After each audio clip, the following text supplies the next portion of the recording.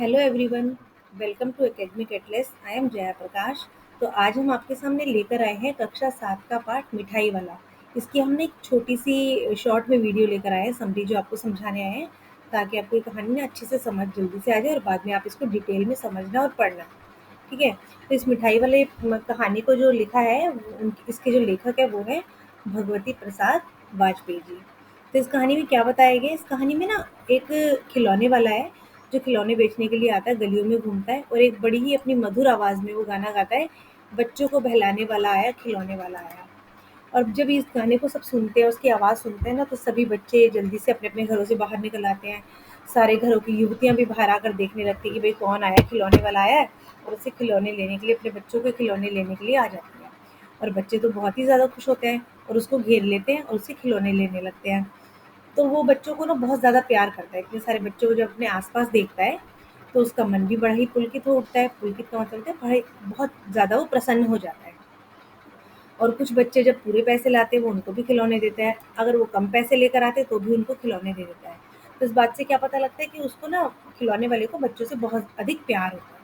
तो अब बच्चे भी उसको उसी तरह से प्यार करने लगते हैं। बहुत सुंदर-सुंदर खिलौने लेकर आता है। तो वहीं पर ना एक राय विजय बहादुर के बच्चे भी होते हैं, जो अपने घर में खिलौने लेकर के जाते हैं उससे खरीद के। चुन्नू और मुन्नू उनका नाम होता है। तो वो दोनों भी खिलौने लेकर अपने घर में जाते हैं। तो जब उसकी माँ खिलौने देखती है, उसकी माँ का नाम होता है रोहिणी, राय बहादुर जी की जो वाइफ़ होती है ना, उनकी पत्नी, उनका नाम होता है रोहिणी। तो जब रोहिणी अपने बच्चों को, चुन्नू-मुन्नू के हाथों में खिलौने देखती है, तो वो उनसे पूछती है बच्चों से कि खिलौने तुमने कितने में लिए? तो उनका जो बेटा होता है मुन्नू, वो बताता है कि 2 पैसे में लिए और खिलौने वाले ने दिए हैं। तो उसकी माँ को लगता है भाई इतने सस्ते खिलौने और इतने सुंदर खिलौने कौन दे गया? फिर उसके बाद वो सोचती है चलो दे गया होगा, उस बात को फिर वो भूल जाती है। थोड़ा टाइम हो जाता है, काफ़ी टाइम निकल जाता है 6 महीने के बाद। अब 6 महीने के बाद का टाइम बताया गया है कि उसी नगर में फिर 2-4 दिन से एक मुरली वाले के आने की जो है खबर फैली हुई है, समाचार फैला हुआ है कि अब एक कोई भैया आता है जो मुरली बेचता है। और उसकी मुरलियाँ बहुत ही सुंदर-सुंदर होती है, रंग-बिरंगी होती है, और वो जो मुरली जो बेचता है, वो 2-2 पैसे में बेचता है, मतलब बहुत ही सस्ती देता है। 2-2 पैसे में मुरलियाँ वो बेचा करता है। तो अब वो ना उस नगर में सभी लोग आपस में बातें किया करते हैं कि वो मुरली वाला बड़ा अच्छा है। जब वो आता है तो बड़ी अच्छी धुन बजाता है अपनी मुरली से, और सारे बच्चे तो वही उससे बहुत ज़्यादा मुरलियाँ खरीदने लगते हैं। अब उसमें एक व्यक्ति बोलता है कि वो मुरली वाला देखने में कैसा लगता है? तो दूसरा आदमी उसको बताता है कि वो कोई होगा 30-32 साल का और दुबला पतला है, गोरा है, और अपने सिर पर वो साफा बांधता है, मतलब एक पगड़ी बांधता है, बीकानेरी रंग बिरंगी पगड़ी। ठीक है? तो फिर वो जो आदमी पूछता है ना, जो व्यक्ति पूछता है, तो वो कहता है कहीं ये वही तो नहीं है जो पहले खिलौने बेचा करता था? तो सबको लगता है हाँ, शायद वही हो, क्योंकि वो भी ऐसा ही लगता था देखने में। तो और वो भी बच्चों से बहुत प्यार करता था और बहुत ही सस्ते दाम में वो खिलौने दे जाया करता था। और अब वो मुरली बेचने आने लगा है और उसकी आवाज़ भी उससे बिल्कुल मिलती हुई है। अब जब वो मुरली बेचने के लिए आया करता है, तो वो कौन-सा गाना गाता है? बच्चों को बहलाने वाला, मुरली वाला। और बहुत ही मृदुल स्वर में वो गाता है, और जब वो गाता है तो सभी बच्चे वहाँ पर उससे मुरलियाँ खरीदने आ जाया करते हैं। और उसके पास ये देखो, ये मुरलियाँ सारी रंग-बिरंगी बहुत सारी मुरलियाँ होती है। तो जब वो दोबारा आता है ना फिर से मुरली बेचने के लिए, तो रोहिणी को आवाज़ आती है उस मुरली वाले की। तो उसको लगता है कि इसकी आवाज़ ना बिल्कुल उसी से मिलती है जो पहले खिलौने वाला आया करता था।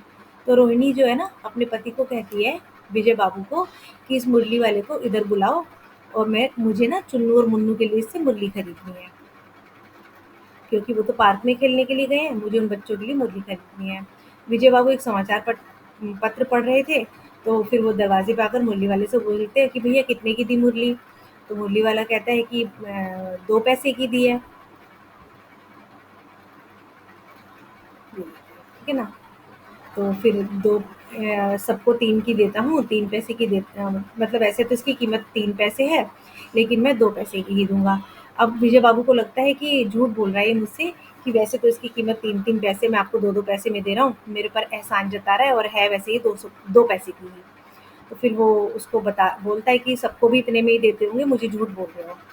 तो मुरली वाला कहता है कि मैं झूठ नहीं बोल रहा हूँ, मेरी लागत भी इसमें नहीं निकलती है, लेकिन मैं दे देता हूँ। उसके बाद भी मेरी लागत में इतने ही पड़ते हैं, और मैं मुरली अपनी जो है 2-2 पैसे में बेच दिया करता हूँ। अब विजय बाबू बोलते हैं चलो ठीक है। फिर वो अपने बच्चों के लिए चुन्नू मुन्नू के लिए 2 मुरलियाँ ले लेता है और बच्चों के झुंड में से मुरली वाला बेचता-बेचता फिर से आगे बढ़ जाता है। तो इस तरह से ना उनके पास रोहिणी के पास वो दोनों मुरलियाँ आ जाती है और रोहिणी को थोड़ा-सा लगता है कि इसकी आवाज़ मैंने कहीं सुनी हुई है। उसकी आवाज़ उसे थोड़ी जानी-पहचानी सी लगती है। तो अपनी मुरलियों को बेचता-बेचता वो मुरली वाला जो है वो आगे निकल जाता है। उसके बाद कुछ टाइम तक तो रोहिणी को ऐसे ही लगता है कि ये स्वर मैंने कहीं सुना है, बड़ा मीठा स्वर है ना? उसके बाद धीरे-धीरे जैसे-जैसे समय बीतता जाता है, वो उस बात को भूल जाती है। फिर 8 महीने के बाद, जैसे 6 महीने के बाद तो मुरली बेचने आया था, 8 महीने के बाद सर्दी का समय आ जाता है, सर्दी का मौसम आ जाता है और रोहिणी जब अपने घर में स्नान करके बाहर आ रही होती है, छत पर जाती है अपने मकान की छत पर, अपने बालों को सुखाने के लिए, तो उसको फिर से आवाज़ आती है एक। और वो अब आवाज़ कैसी आती है? बच्चों को बहलाने वाला, मिठाई वाला। तो जब वो इस आवाज़ को सुनती है ना, तो उसको फिर से वही याद आता है कि ये आवाज़ भी मैंने कहीं सुनी हुई है, पहले भी मैंने सुनी हुई है।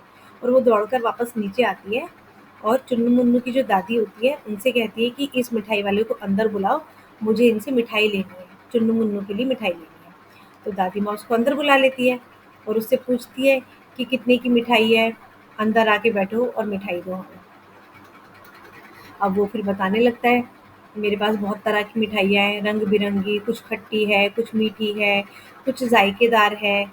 मेरी मिठाई इतनी अच्छी है कि मुँह में जाते ही घुल जाती है और बच्चे इसको बहुत ही स्वाद ले लेकर बहुत ही मज़े से खाते हैं। फिर वो पूछती है दादी कि कितने की दी? तो वो बताता है कि मैंने ये जो मिठाई है ना, ये मैंने तुम घुल जाती है, बच्चे बड़े इसको चाव से खाते हैं। तो इस तरह से ना वो मिठाई वाला बताता है। ये देखो ये है रोहिणी, ये उसके दोनों बच्चे, दादी माँ और ये मिठाई वाला। और यहाँ पर ना चिक के पीछे से रोहिणी भी उस मिठाई वाले को देख रही होती है कि ये कौन है, जिसको मैंने इसकी आवाज़ मैंने पहले सुनी हुई है, पर है कौन ये? ठीक है? तो उसके बाद वो मिठाई वाले से दादी माँ पूछती है कि कितने की है ये मिठाई? तो मिठाई वाला कहता है कि 1 पैसे की 16 मिठाई की गोलियाँ मैं देता हूँ। तो दादी माँ कहती है ये तो बहुत कम देते हो, कम से कम तुम्हें 25 देनी चाहिए। तो मिठाई वाला कहता है नहीं, मैं 25 नहीं दे सकता क्योंकि 16 बहुत है, मेरे को इसमें कुछ भी लागत नहीं पड़ती है। तो रोनी कहती है कोई बात नहीं दादी माँ, ले लो। तो फिर वो ले लेती है दादी माँ, फिर भी कहती रहती है कि भैया चलो 16 25 ना सही 20 तो दो 1 पैसे में। तो फिर वो कहती है, वो दादी माँ से कहता है नहीं, मैं 16 ही दे सकता हूँ। उसके बाद बात ख़त्म सी हो जाती है और वो अपनी मिठाइयाँ दे कर के मिठाइयाँ देने लगता है। तो पीछे से रोहिनी बोलती है कि आप पहले भी कभी यहाँ पर इस शहर में आए हो या पहली बार आए हो? तो फिर वो मिठाई वाला कहता है नहीं, मैं पहले भी आया हूँ, पहले मैं खिलौने बेचने आता था, उसके बाद मैं बाँसुरी बेचने आया और उसके बाद में अब मिठाई बेचने के लिए आया हूँ। तो फिर वो कहती है अच्छा, तो तुम इतनी सस्ते में सब चीज़ें कैसे दे देते हो, तुम्हें पड़ता ही क्या है?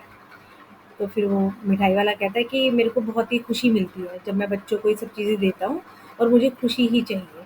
मेरे को चाहे खाने भर के लिए ही बस एक टाइम के खाने के पैसे मिल जाए वो ही काफ़ी है, लेकिन मुझे बड़ी खुशी मिलती है। तो मैं इसको ना बड़े ही चाव से बेचता हूँ बच्चों को और बच्चों की खुश देख कर के मुझे अपार सुख मिलता है। मतलब बहुत ही मुझे अपने लिए संतोष और धीरज का एहसास होता है। तो फिर वो कहती है अच्छा, लेकिन भई इतना सस्ता तुम बेचते हो तो तुम्हें क्या ही पड़ता होगा इसके अंदर, ऐसा तुम क्यों करते हो? तो मिठाई वाला कहता है कि मैं ये मुरली बेचने वाला नहीं था, मैं भी अपने एक नगर का बहुत ही प्रतिष्ठित आदमी था, मतलब बहुत अच्छे खासे घर से था मैं। मेरे पास मकान था, मेरा बिज़नेस था, व्यवसाय था, गाड़ी, घोड़े, नौकर-चाकर सब कुछ मेरे पास था और मेरे 2 छोटे बच्चे भी थे। वही मेरा संसार थे, मेरे बच्चे मेरा संसार थे और मेरी बहुत ही सुंदर एक वाइफ़ भी थी। लेकिन समय की गति से कोई नहीं बच सकता और समय की ऐसी मार पड़ी कि मेरा अब कोई भी नहीं रहा। मेरे बच्चे और मेरी वाइफ़ अब नहीं रहे। विधाता को, भगवान को शायद यही मंज़ूर था। तो ये सब सुन कर के रोहिणी को बड़ा ही दुःख होता है और दादी भी ये सब बातें सुन रही होती है। तो उस वो कहता है खिलौने वाला कि अब मैं इन बच्चों के अंदर ही अपने बच्चों को देखता हूँ और इन बच्चों को जब मैं ये सब चीज़ें देता हूँ, चाहे मैं कम दाम में दूँ, पर इन बच्चों की हँसी को देख कर के ना मेरे को बहुत संतोष मिलता है और मैं मुझे ऐसा एहसास होता है कि इन बच्चों के अंदर ही मेरे बच्चे जैसे दिखते हैं। तो मैं बस यही सुख लेने के लिए यहाँ पर आता हूँ और वो मेरे लिए काफ़ी है, मुझे पैसों से कोई मतलब नहीं है। ठीक है? तो इस तरह से उसकी बहुत ही दुःख भरी कहानी थी, जिसको सुन कर के बहुत उसको भी बड़ा दुःख होता है, रोहिणी को भी बड़ा दुःख होता है। और जो बाँसुरी वाला आता है, जो मिठाई वाला आता है, वो उससे बिना मिठाई के पैसे लिए कहता है कि मैं मिठाई के पैसे नहीं लूँगा, और बिना मिठाई के पैसे लिए वहाँ से चला जाता है और आगे बढ़ जाता है अपना गाना, अपना गीत गाते हुए बच्चों को बहलाने वाला मिठाई वाला। तो ये शॉर्ट में समरी थी, इसकी डिटेल में वीडियो मैंने आपके लिए डाली हुई है, आप चाहो तो उसको भी देख सकते हैं। ये मैंने एक छोटी सी शॉर्ट में वीडियो डाली थी, अगर आपको ये पसंद आई हो तो इसको लाइक कीजिएगा, सब्सक्राइब कीजिएगा और अपने फ्रेंड्स के साथ शेयर कीजिएगा। Bye bye.